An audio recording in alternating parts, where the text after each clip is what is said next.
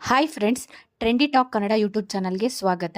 ನೀವೇನಾದರೂ ನಮ್ಮ ಚಾನಲ್ನ ನೋಡ್ತಾ ಇದ್ದರೆ ಚಾನಲ್ನ ಸಬ್ಸ್ಕ್ರೈಬ್ ಮಾಡೋದನ್ನು ಮರಿಬೇಡಿ. ತುಂಬ ದಿನದಿಂದ ನಾನು ಪನ್ನೀರ್ನ ಮನೇಲೇ ಮಾಡ್ಕೊತಿದ್ದೆ. 1 ಲೀಟ್ರ್ ಹಾಲಿಗೆ ಎಷ್ಟು ಗ್ರಾಮ್ ಪನ್ನೀರ್ ಬರುತ್ತೆ ಅಂತ ನೋಡಬೇಕು ಅಂತ ಅನ್ನಿಸ್ತು.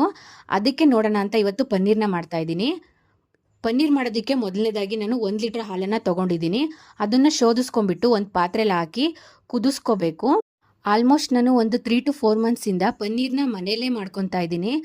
ಇವಾಗ ಬೇರೆ ಫೇಕ್ ಪನ್ನೀರ್ ಬೇರೆ ಬರ್ತಿದೆ ಅಂತ ಹೇಳ್ತಿರ್ತಾರೆ. ಸೊ ಅದಕ್ಕೆ ಮನೇಲೇ ಯಾಕೆ ಪನ್ನೀರ್ ಮಾಡಬಾರ್ದು ಅಂತ ಅನ್ನಿಸ್ತು.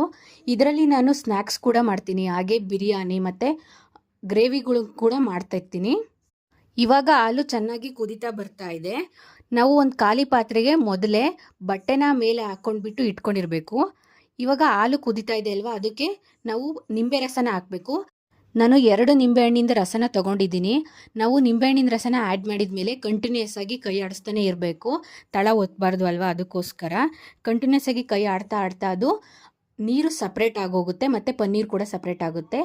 ಅದು ಪನ್ನೀರ್ ಸಪ್ರೇಟ್ ಆದಮೇಲೆ ನಾವು ಸ್ಟವ್ ಆಫ್ ಮಾಡಿಬಿಟ್ಟು ನಾವು ಇವಾಗ ಶೋಧಿಸ್ಕೋಬೇಕು. ನಾವೇನು ಮೊದಲೇ ರೆಡಿ ಮಾಡ್ಕೊಂಡಿರ್ತೀವಲ್ವ, ಆ ಬಟ್ಟೆ ಮೇಲೆ ಅದನ್ನು ಹಾಕ್ಬಿಟ್ಟು ಶೋಧಿಸ್ಕೋಬೇಕು.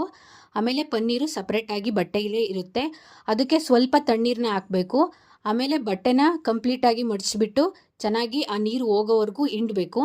ನೀರು ಹೋಗೋವರೆಗೂ ಹಿಂಡಿದ ಮೇಲೆ ಒಂದು ಪ್ಲೇಟ್ ಮೇಲೆ ಅದನ್ನು ಇಟ್ಬಿಟ್ಟು ಅದು ಚೌಕಾಕಾರಕ್ಕೆ ಬರೋ ರೀತಿ ಒಂದು ಶೇಪ್ ಮಾಡ್ಕೊಂಡ್ಬಿಟ್ಟು ಅದ್ರ ಮೇಲೆ ಒಂದು ಭಾರವಾದ ವಸ್ತುನ ಇಟ್ಟು ಒಂದು 5 ನಿಮಿಷ ರೆಸ್ಟ್ ಮಾಡೋದಕ್ಕೆ ಬಿಡಬೇಕು.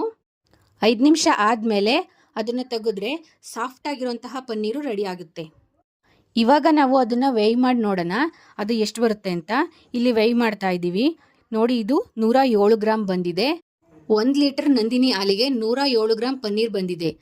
ಇದರಲ್ಲಿ ನಾನು ನೆಕ್ಸ್ಟ್ ವಿಡಿಯೋದಲ್ಲಿ ಒಂದು ಸ್ನ್ಯಾಕ್ಸ್ ಮಾಡಿ ತೋರಿಸಿ ಅಪ್ಲೋಡ್ ಮಾಡ್ತೀನಿ ನೋಡಿ. ನಿಮಗೆ ವಿಡಿಯೋ ಇಷ್ಟವಾದರೆ ವಿಡಿಯೋವನ್ನು ಲೈಕ್ ಮಾಡಿ, ಶೇರ್ ಮಾಡಿ, ಹಾಗೆ ಚಾನಲ್ನ ಸಬ್ಸ್ಕ್ರೈಬ್ ಮಾಡಿ. Thank you.